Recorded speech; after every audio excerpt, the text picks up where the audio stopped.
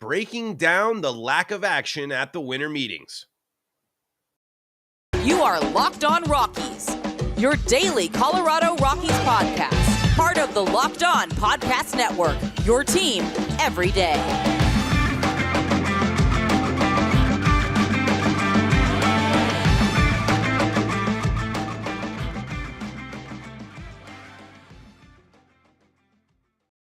Rock on Rockies fans, welcome into the Locked On Rockies podcast for today, the 12th day of December in the year 2022. I am your Rockies fan extraordinaire, Paul Holden, bringing you your daily Colorado Rockies podcast right here on the Locked On Podcast Network, where you can find your team every day. And if your team is the Colorado Rockies, well, that's a great thing because you're in the right spot. That's what we do around here is we talk about the Colorado Rockies each and every single day. Right here on the Locked On Rockies podcast. You can find us free and streaming on your favorite streaming service. You can also find us on YouTube. And we also love diving into the live chat. Nicholas is here. Nicholas, thank you so much. Nicholas Delvo, I remembered that, welcoming me back from the holidays. I'm a little under the weather, so if I'm sounding a little weird, apologies for that. But we're going to still talk Rockies, still keep rocking and rolling, but unfortunately, got a little bit of brought some illness back with me here after my holiday break. But wanted to hop on the pod today and talk about the winter meetings. And I think we got a clear message from the Rockies because there's a lot of ways to look at this. And I think there's two main disappointments from the Rockies from the winter meetings. I am incredibly disappointed the Rockies weren't more active in the Cody Bellinger case. I wish the Rockies were more aggressive there. I think that was a possible opportunity for the Rockies to just draw some attention, draw some eyeballs at least to the club. I mean, because think about it. The Rockies would be running out an outfield if they were able to get the deal done with Bellinger. It would be Bryant, it would be Bellinger, and then you have your other options. But that's just there's some excitement there. But Cubs are probably in a better spot than the Rockies right now. The Cubs are also a team. I know that they aren't great, but they are a team that kind of has a little more pizzazz, a little more pop around them, and the Rockies really just surprised people with the Chris Bryant signing, but maybe we shouldn't treat that as an expectation. Should we now the problem with the Chris Bryant signing outside of the on the field stuff was, were we getting the idea that the Rockies were going to be more aggressive, more active in free agency? And in a free agent market loaded with talent, at least to start this free agent period, the Rockies weren't able to get anything done. The Rockies, in fact, at the winter meetings, technically got worse. I think we're going to see yet again the Rockies losing a veteran that they've had on their team for a while, that has had success being a pitcher for the Rockies, leave is going to be a bigger issue for them than we think. I know the Rockies have already done a lot of retooling. The Rockies have already brought in some people for the bullpen. They've already done some stuff, but again, we did that. If you go back to the Carlos Estévez pod, that is not the easiest spot to fill. There is no one on the Rockies roster, in the Rockies bullpen right now, that makes you think that they are going to do or are really going to have someone that's going to fill that spot. Again, Estévez had low points, but Carlos Estévez was pretty darn solid last year, just like John Gray was. Those type of players are important. The ones that aren't knocking the socks off of everybody, but are still being good, solid players that have positive WAR, that have positive statistics. You're not going to be able to easily replicate that, or at least the Rockies haven't been able to. And as we see in the live chat, it is the same song and dance. It's exactly the same. We were reminded of the Rockies. And you know what? Should we sit here and say that should we sit here and say the Rockies not buying in big into what I think is by the way, my second disappointment from the start of the show was the not signing of Carlos Estévez. I think that I should have threaded that back together. But the other thing that we have to consider with this, the money that is being spent this offseason, the year's commitment that these players are getting, does the Rockies making those moves make any sense in the long run? If it's not a pitcher, if the Rockies, it wouldn't make sense for the Rockies to commit to just about any position player outside of catcher that for a long-term deal, because you have so many interesting things in the work for the Rockies already to see what you have within your organization. You don't want to overspend or commit too much to Brandon Nimmo because you have your outfielder of the you have your next big name prospect outfielder coming up who's gonna, at this point, and another thing too, Zach Veen is going to play with the Colorado Rockies in 2023. There is just, with them not signing anyone in the outfield yet, with the outfield pool getting smaller and smaller and smaller, the Rockies are sending a message saying we have Chris Bryant. That's going to work. We have faith in Jonathan Daza, and we have enough pieces to figure out right field, especially when you're looking into coming up soon. Our most exciting prospect is going to be an outfielder. Now, can Zach Veen play center field? That's going to be something we'll have to figure out, and we'll have to see. But the lack of action from the Rockies at the winter meeting does tell us that this team is buying into their prospects. They aren't committing to players that aren't the ones on the roster or are supposed to be in the pipeline. So I'm not too upset by that. But the Bellinger one is the one that made the most sense to me if you were looking to make a splashy name. So now, if the Rockies aren't going for an outfielder, if they're, as much as they talk about wanting a left-handed outfielder that can play center field, that's what we heard a lot at the winter meetings and what they were going to pursue. Maybe the Rockies free up this money and go more active for bullpen pitching. Maybe they try to make some trades. Let's see what the live chat thinks. Let's dive into your comments here in just a moment. But before we do that, I got to tell you about some of the folks that help make this show possible, and that includes BetOnline. BetOnline.net is your number one source for sports betting info, stats, news, and analysis. Get the latest odds and trends for every professional and amateur league out there, from football to basketball, soccer, esports. They've got it all at betonline.net. You can even get in on the action live during games. You can get the prop bets. You can do all sorts of stuff at BetOnline. They got sports podcasts, so you can find those at BetOnline as well. They're the fastest and easiest way to get your betting fix. You can head to the website, that's betonline.net today, or use your mobile device to learn more about the number one source for sports betting info, stats, news, and analysis. That's betonline.net. BetOnline, where the game starts. Thanks for making us your first listen of the day, by the way. Much appreciated. You can go check out the Locked On Sports Today podcast for your second listen of the day. Let's see here. Eric Harper says, I didn't think Carlos was very good for us. See, the thing is with Carlos Estévez, and I got another comment here. He was not good, he was good, not out of this world, but very solid, which is more than most our bullpen did all season. That's exactly correct. Correct.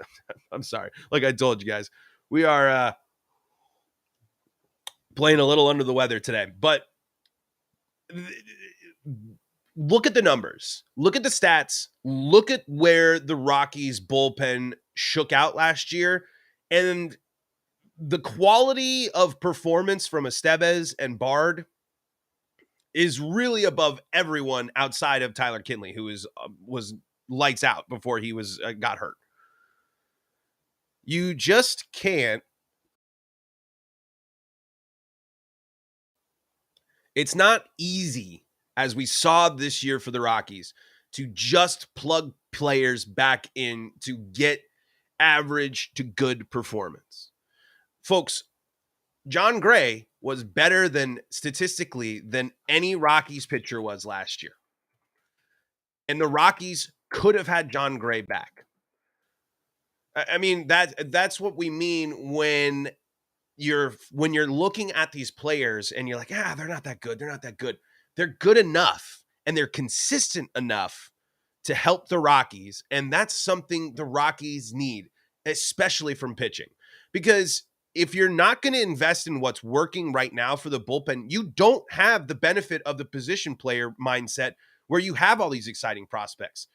There are very, very few Rockies pitching prospects that make you extremely excited or excited, honestly. So you have to replicate. You can't lose that type of talent when you have it. Now, Carlos Estévez's mind could have been made up from the start, wants to go somewhere new. That's completely fine. And part of it, I'm sure. But it sounded like Bud Black was a little surprised. So, yeah, let's go back in the live chat here. Joel DeGray says, I had a low-key hope that we were going to go for Wilson Contreras, but I knew that wasn't going to happen. Yeah, I mean, the Rockies probably wanted to be in on some of these stuff. It's just when you look at what the Rockies could have done, how much of that gets in the way of what the Rockies' future is. And yeah, Contreras especially. Catcher's tough. I mean, and I just don't think the Rockies were going to be able to be as enticing enough. I feel like if catcher, especially if you're a high demand, high interest catcher, you want to go to a team that's got a better shot. Because I just feel like the catcher position, maybe it's because the Rockies have had such bad catcher play for so long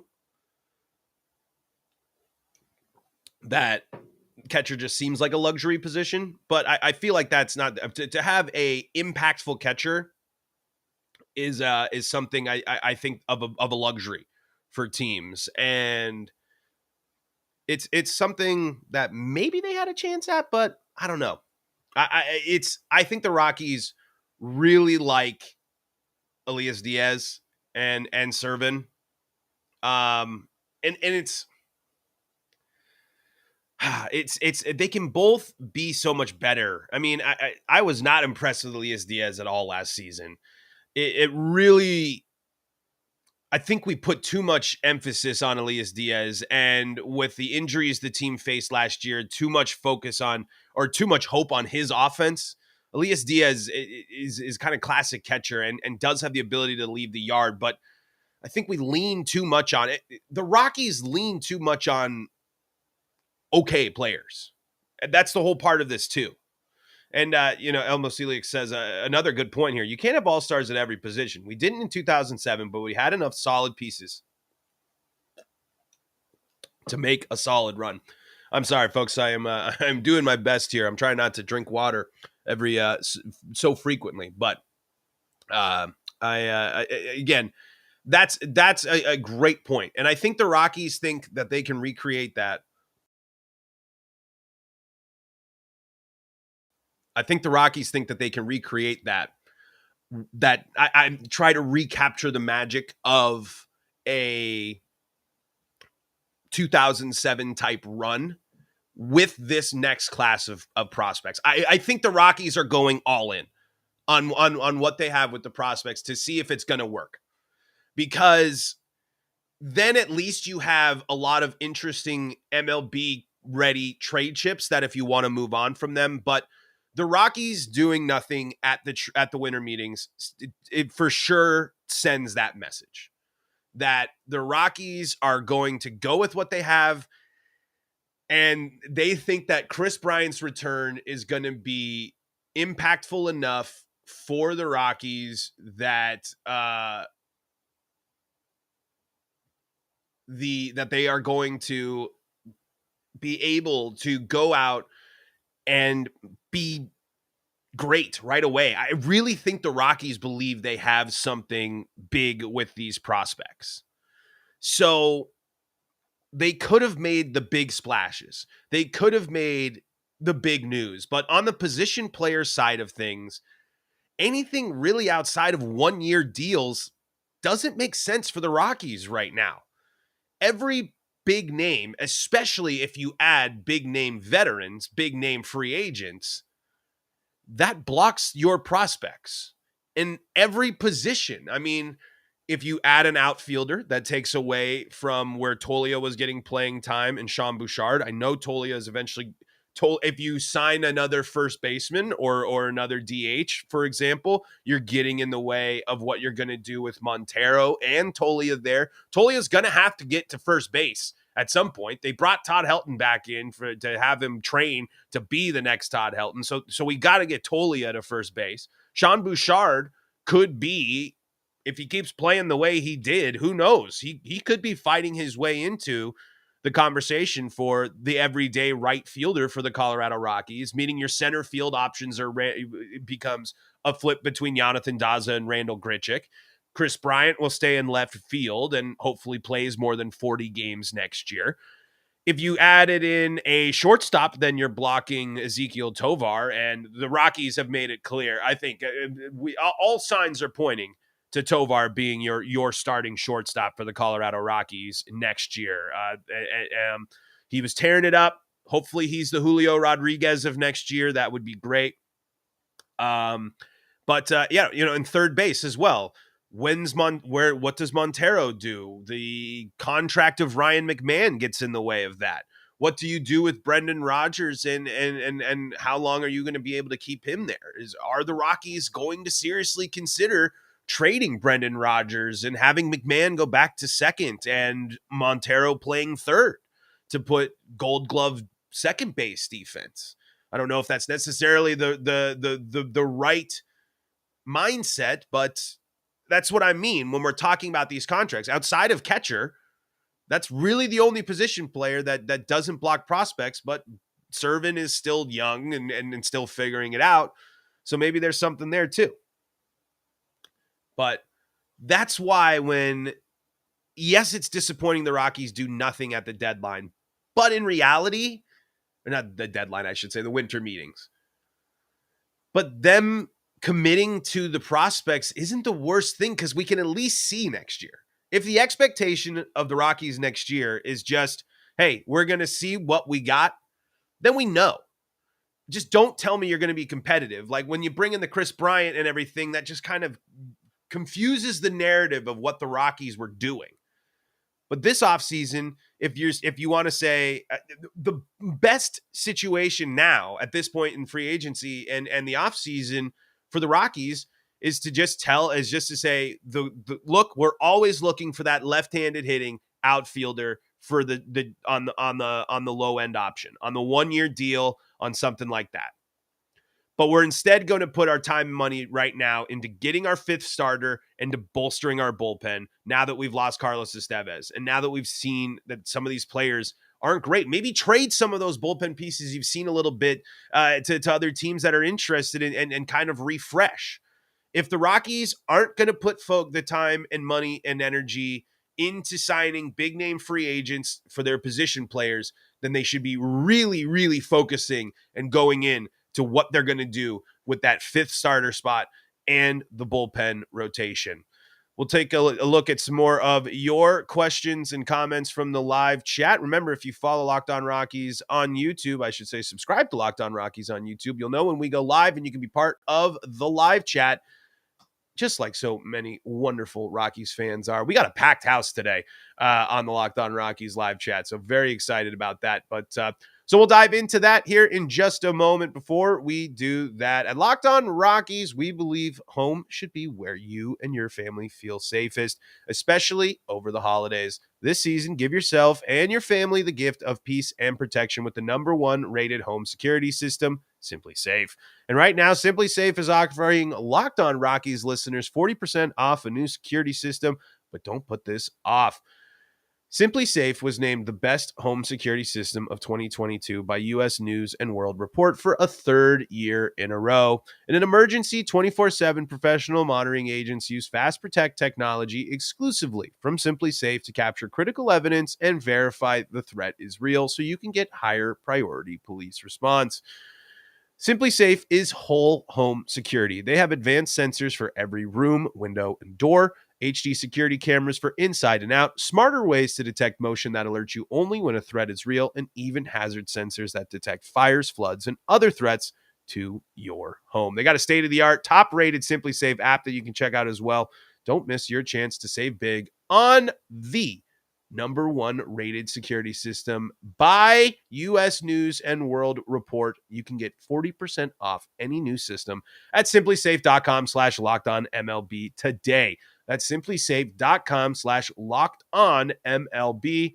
There's no safe like SimpliSafe. Well, that's a fun little good moments from the live chat there. Well, we won't go with the full. We'll go with the just the timeout there from Bozo the Clown, who showed that he was indeed a clown. Let's dive into the live chat here. This is another man. You're on it today. I still think Yorvi Torrealba was the best catcher we ever had. Solid bat and solid framing. Another one of those players that was good at his job, did his job, and was key to that run. Absolutely agree with you there, Elmo Suliak. I like that as well. I don't know, greatest catcher. It's if I think Rockies catcher, I guess that's where I'm gonna go. Is Yorvi, because catcher has not been a great position for the Rockies over the years. Joel Gray says, I think K Boom will bring a lot if he stays healthy. Venus center field will be fun to watch. Tolia, Tovar, and Montero are all really exciting. We have stuff to be excited for at least. That's the mindset. It's if it's okay to know that. This is a year of transition. This is what rebuilding teams do. This is what the process is usually like for some of these teams. And it's just when teams actually admit they're rebuilding, this is kind of how the process is. It's when a wave of prospects is coming up and playing and has time to be impactful. That's what rebuilding teams do and get excited for. This is what you're actually supposed to be if you say you're a draft and development team. This is kind of how it's supposed to be. Instead of telling season after season after season after season that they're in it, that they're good, that they're competitive, blah, blah, blah, blah, blah. Just tell us that, you know what, we missed out on the outfield options. And now our focus is to beef up our pitching. We're really excited about it. And they've talked a lot about the young guys for sure. So why not embrace it? So this is, it's a year to tamper our expectations of what the Rockies really should be. The Rockies aren't going to be good next year. Plain and simple, the Rockies are running it back with a lot of what they already had and minus a couple of pieces. So it's not really time for us to sit here and think Chris Bryant's return isn't going to put the Rockies at 90 wins. Does Chris Bryant help the Rockies get 15 more wins like Eric Harper's asking for? Could be. I mean, Chris Bryant, the question mark is there. We didn't get to see enough. And again, the numbers of what he did when he did play weren't horrible outside of the home runs. But who knows? I mean, it's interesting, but it's not as disappointing after I sit and think about it, why the Rockies did nothing at the winter meetings. The question now remains, though, what will the Rockies do next? Will they do anything next? And how are they going to address the issues that they know that they are going to face next year? And that includes that fifth starter, the bullpen, offensive performance on the road, and a million of other things. How are they going to fix it? We're not sure, but they're hoping that this next wave of players is going to be the answer to some of those questions. Eric, you ask about the draft. I actually have little to no idea. This is why on draft stuff we're gonna have to bring in the expert. So that means we'll get our friend from Locked On MLB Prospects, Lindsey Crosby, to come on. We'll get a farm update. We'll get a draft talk. So that just means we are due for a check-in with Locked On MLB Prospects there. So I wouldn't be surprised if he's already talked to draft and talked potential picks for the Rockies. I know that happened in the lottery. So I was being out of town last week. I was a little out of the mix. So I don't have much at 9. I don't hate the Rockies at 9. I wish they were a little higher, but lotteries are kind of interesting like that. And I guess they were, I think, slated to go at 8 and then fell by a spot. So that's kind of a bummer. But we'll learn more about the draft and some prospects here with a wonderful crossover. But folks, that's going to do it for today's episode of Locked On Rockies. Thank you all so much for joining us and for bearing with me here as I am being a little under the weather, but really great live chat today. Really great conversation going on here. Lots of things to be interested about the Rockies, and we'll be talking about it all here on the Locked On Rockies podcast, where you can find us free and streaming on your favorite streaming service. We're also streaming live on YouTube, where you can be part of the live chat, just like Nicholas Delvo, Eric Harper, Elmo Celiac, Joel DeGrace, and even Bozo the Clown were all in the live chat today. So you can find us on Twitter at LO Rockies. You can find me at Paul Holden 33. You can find us on YouTube. And until next time, this is Paul Holden saying so long from the Locked On Rockies podcast.